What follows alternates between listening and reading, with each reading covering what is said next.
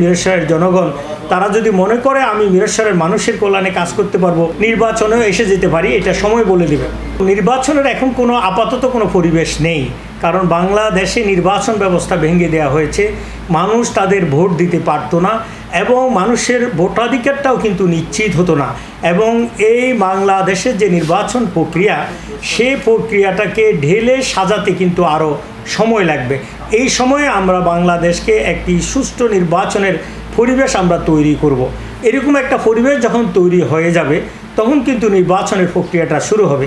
ওই নির্বাচনের প্রক্রিয়ায় যদি দেশের বিশেষ করে মিরসরাইয়ের জনগণ তারা যদি মনে করে আমি মিরসরাইয়ের মানুষের কল্যাণে কাজ করতে পারবো, এমপি হিসাবে ভূমিকা রাখতে পারবো, আইন যেখানে হয় বা যে সংসদে আমি মিরসরাইয়ের পক্ষে কাজ করতে পারবো, দেশের জন্য কাজ করতে পারবো, একজন আইন কর্মকর্তা হিসেবে যে ভূমিকা, একজন এমপি হিসেবে তার চেয়েও ভূমিকা রাখার সুযোগ হবে।